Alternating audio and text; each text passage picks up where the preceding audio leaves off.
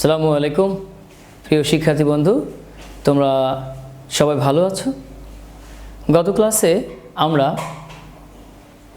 প্রথম অধ্যায় নিম্ন শ্রেণীর জীব অনুশীলনীর সৃজনশীল প্রশ্ন ও তার উত্তর শিখেছিলাম।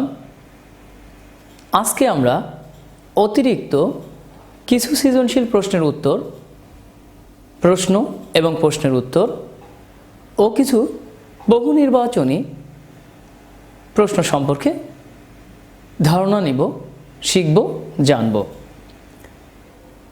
সুপ্রিয় শিক্ষার্থী বন্ধুরা, তোমাদের জন্য এটা মনে রাখা খুবই জরুরি যে সৃজনশীল প্রশ্নে ভালো করার জন্য, মন থেকে বুঝে লেখার জন্য তোমাকে অবশ্যই প্রশ্নগুলি কয়েকবার ভালো করে পড়তে হবে। প্রশ্ন বুঝতে পারলেই, উদ্দীপক বুঝতে পেরে উত্তর দেওয়াই হচ্ছে বুদ্ধিমানের কাজ। তাহলে প্রিয় শিক্ষার্থী বন্ধুরা, চলো আমরা সৃজনশীল প্রশ্নগুলো দেখি এবং কিভাবে তার উত্তরগুলো লিখব তা আমরা বুঝে নিই। তোমরা দেখবে এবং সুন্দর করে লিখে নিবে এবং এই ইনস্ট্রাকশন অনুযায়ী তোমরা পড়াশোনা করবে। ঠিক আছে, চলো প্রিয় শিক্ষার্থী বন্ধুরা, তাহলে আমরা দেখে নিই। প্রথম অধ্যায় নিম্ন শ্রেণীর জীব, কয়েকটি সৃজনশীল প্রশ্ন ও তার উত্তরমালা। প্রশ্ন নম্বর 1।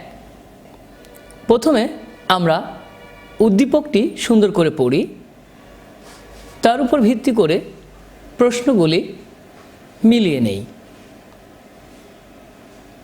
নিউক্লিক অ্যাসিড এবং প্রোটিন দ্বারা গঠিত অতি ক্ষুদ্র পরজীবী, যা শুধুমাত্র জীবিত কোষেই জীবনের লক্ষণ প্রকাশ করে।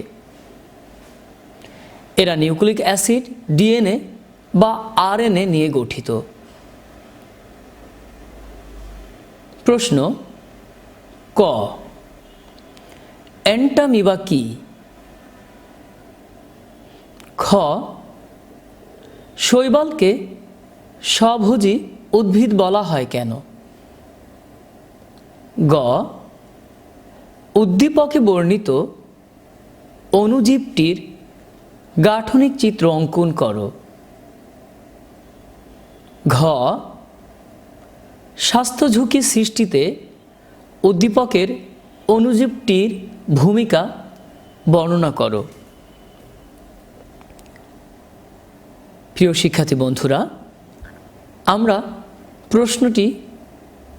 আমরা উদ্দীপকটি পড়লাম এবং প্রশ্নগুলি জানলাম। এখন এই প্রশ্নগুলির উত্তর আমরা মিলিয়ে নেই। ক। অ্যান্টামিবা কি? অ্যান্টামিবা এক ধরনের এককোষী জীব। অ্যান্টামিবা এক ধরনের এককোষী জীব। খ। শৈবালকে স্বভোজী উদ্ভিদ বলা হয় কেন? উত্তর। শৈবাল প্রধানত ক্লোরোফিল যুক্ত উদ্ভিদ, তাই এরা নিজের খাদ্য নিজেরাই তৈরি করতে পারে। নিজের খাদ্য নিজে তৈরি করতে পারে বলেই এদেরকে স্বভোজী উদ্ভিদ বলা হয়। গ। উদ্দীপকে বর্ণিত অণুজীবটির গাঠনিক চিত্র অঙ্কন। প্রিয় শিক্ষার্থী বন্ধুরা,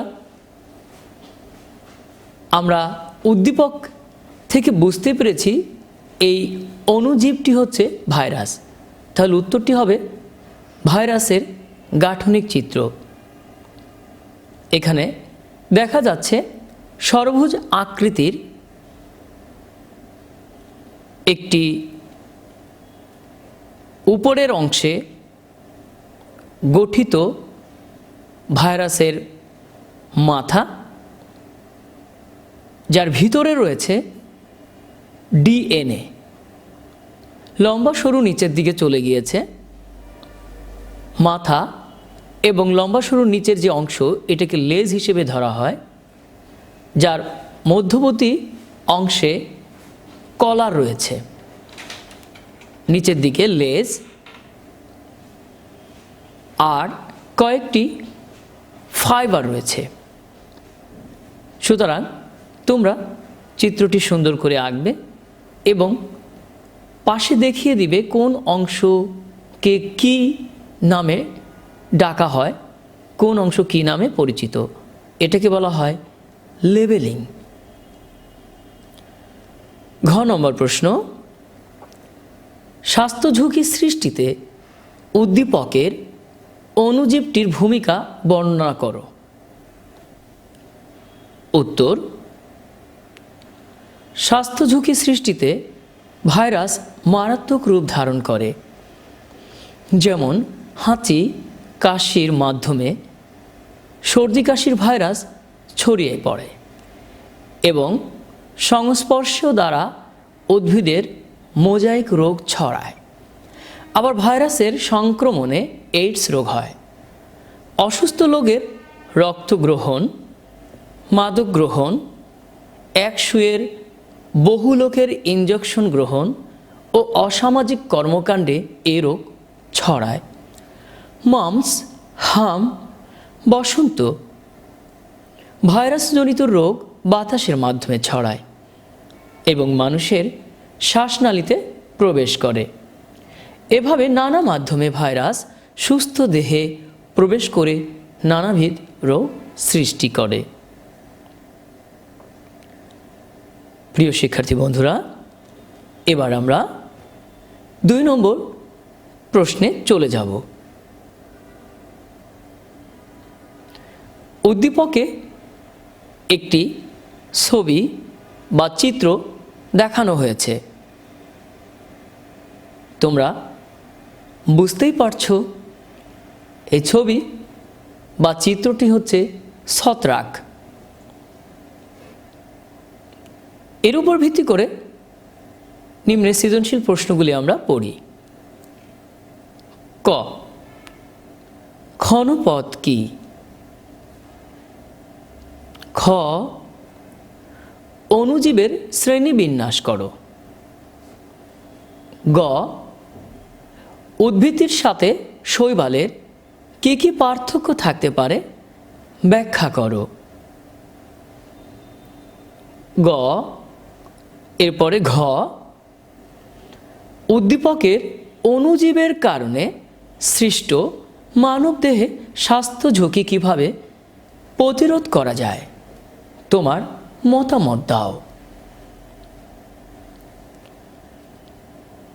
উত্তর, ক, ক্ষণপদ কি? ক্ষণপদ অ্যামিবার দেহ থেকে আঙ্গুলের ন্যায় তৈরি অভিক্ষেপকে ক্ষণপদ বলে। খ,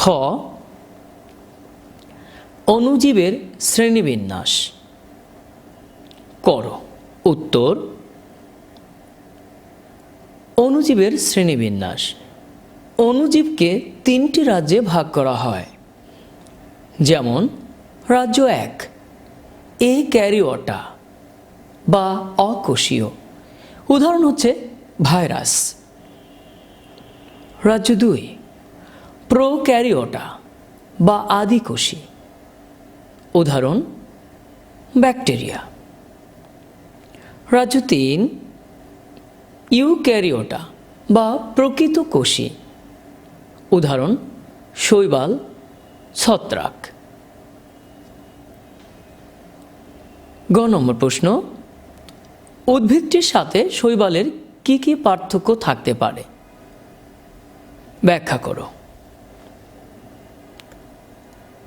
উদ্দীপকের উদ্ভিদটি হল ছত্রাক। ছত্রাকের সাথে শৈবালের পার্থক্য দেওয়া হলো। ছত্রাক 1 এটি অসবুজ উদ্ভিদ। শৈবাল এটি সবুজ উদ্ভিদ। 2 এরা পরভোজী উদ্ভিদ শৈবাল এরা স্বভোজী উদ্ভিদ। ছত্রাক 3, এরা দ্বিবিভাজন, বার্ডিং ইত্যাদি প্রক্রিয়ায় বংশ বিস্তার করে। শৈবাল 3, এরা অযৌন ও যৌন উপায় বংশ বৃদ্ধি করে। ছত্রাক 4, এদের দেহে ক্লোরোফিল নেই। শৈবাল 4, দেহে ক্লোরোফিল আছে। ছত্রাক 5, উদাহরণ ইস্ট, অ্যাগারিকাস ইত্যাদি। শৈবাল উদাহরণ স্পাইরোগায়রা। ঘ নম্বর প্রশ্ন, উদ্দীপকের অণুজীবের কারণে সৃষ্ট মানবদেহে স্বাস্থ্য ঝুঁকি কীভাবে প্রতিরোধ করা যায় তার বিশ্লেষণ। উত্তর ঘ, উদ্দীপকের অণুজীবটি হল ছত্রাক। এরা বিভিন্ন ধরনের ছত্রাক বিভিন্ন ধরনের রোগ সৃষ্টি করে। এদের রোগ থেকে নিরাপদ থাকতে যেটি সবচেয়ে গুরুত্বপূর্ণ তা হলে কীভাবে রোগ জীবাণুটি ছড়ায় সে সম্পর্কে ভালো ধারণা রাখা। ছত্রাকজনিত রোগ খুবই ছোঁয়াচে, অর্থাৎ আক্রান্ত ব্যক্তির সংস্পর্শে এলে এ রোগ হতে পারে। ছত্রাকের কারণে সৃষ্ট মানবদেহে স্বাস্থ্য ঝুঁকি কীভাবে প্রতিরোধ করা যায় তা নিচে ব্যাখ্যা করা হলো। 1, দাঁত বা ছুলি, সোলম আক্রান্ত ব্যক্তির কাপড় চোপড় ব্যবহার না করা। মাথার খুশকি এক ধরনের ছত্রাকজনিত রোগ। এর থেকে বাঁচতে অন্যের চিরুনি বা চুলের ব্রাশ, ক্লিপ ইত্যাদি ব্যবহার না করা। 3, অ্যাথলেটস ফুট রোগে পুরুষের পায়ের তলা বিশেষ করে গোড়ালি ফেটে যায়। এ ধরনের রোগী যে মেঝেতে হাঁটে সেখানে খালি পায়ে না হাঁটা। 4, আক্রান্ত মানুষের সাথে মেলামেশা কম করা এবং মেলামেশার পরপরই সাবান দিয়ে হাত, মুখ ও পা পরিষ্কার করা।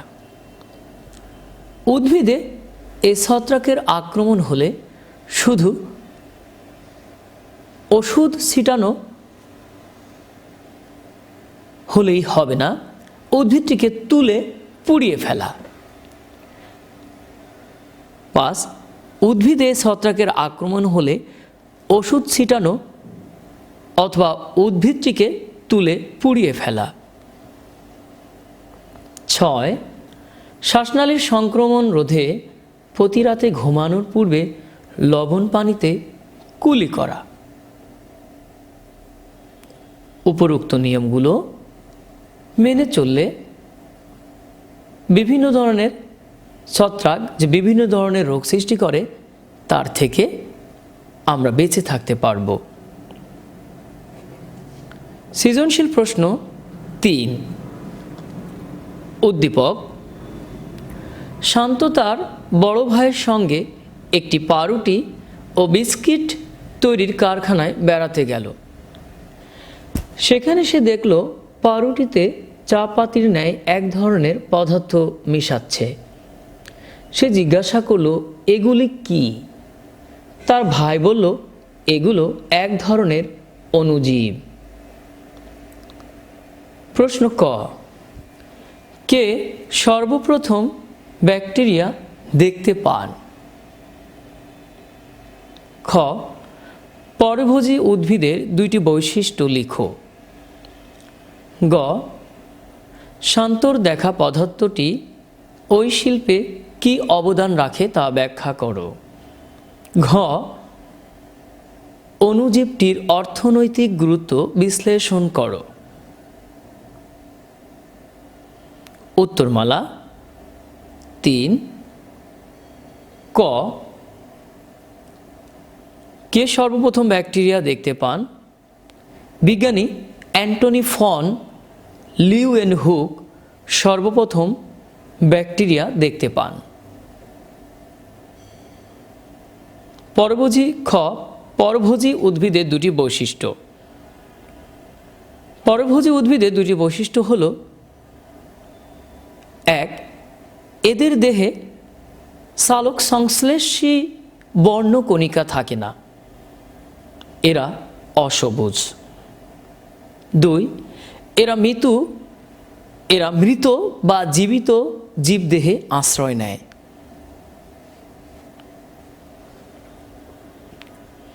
গ, শান্তর দেখা পদার্থটি ওই শিল্পে কি অবদান রাখে তার ব্যাখ্যা।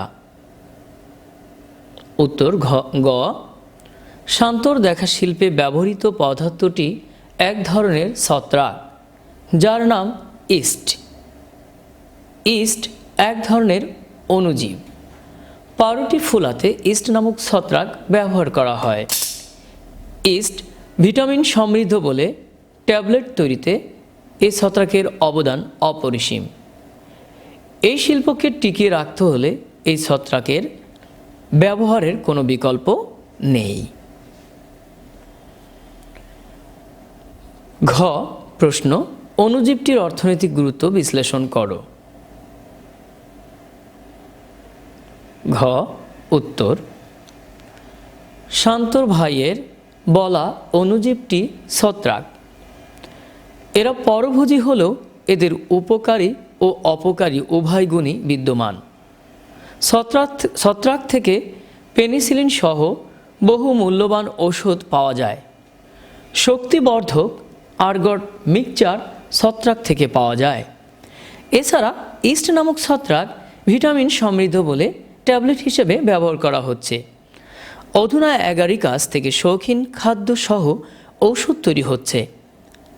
অপকারী দিক হল, ছত্রাক নানা ফসলের রোগ সৃষ্টি সহ মানুষ ও গবাদি পশুর বিভিন্ন রোগ সৃষ্টির জন্য দায়ী। ছত্রাক মানুষের শ্বাসনালীর প্রদাহ সৃষ্টি করতে পারে। আলুর বিলম্বিত ধসা, পাটের কালপট্রি কাণ্ড পচা, আখের লাল পচা রোগ ছত্রাক কর্তৃক হয়ে থাকে। ছত্রাক দাঁত, ছুলি প্রভৃতি রোগ সৃষ্টি করে।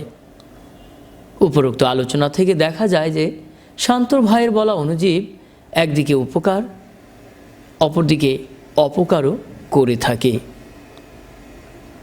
অপকারের থেকে উপকার বেশি হয় অর্থনৈতিক দিক থেকে অণুজীবটির গুরুত্ব অপরিসীম।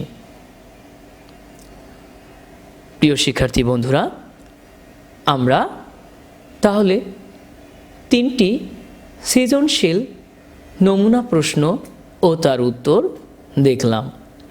চলো যাই এখন আমরা বহু নির্বাচনী প্রশ্নে ফিরে আসি। বহু নির্বাচনী প্রশ্নে চলে যাই।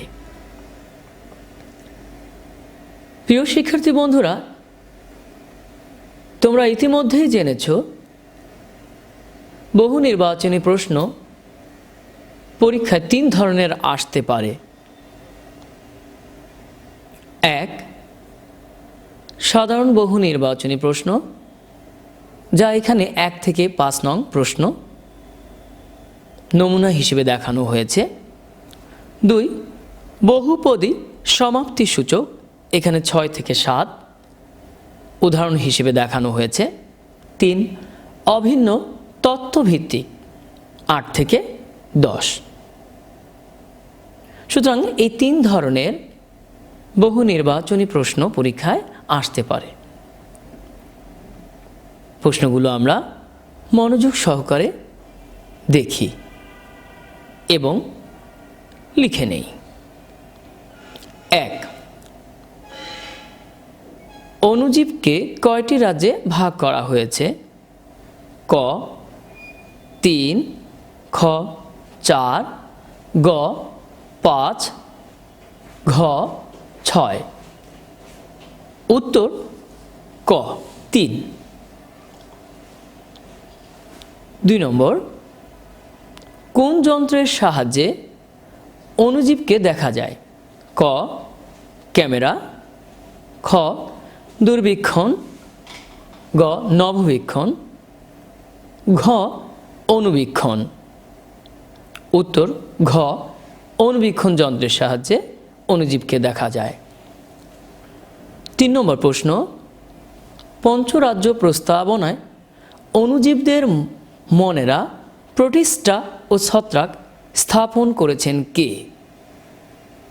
অপশন ক মার্গুলিস হুইটেকার, খ রবার্ট হুক ও অ্যারিস্টটল, গ মেন্ডেল ও মার্গুলিস, ঘ অ্যারিস্টটল ও হুইটেকার।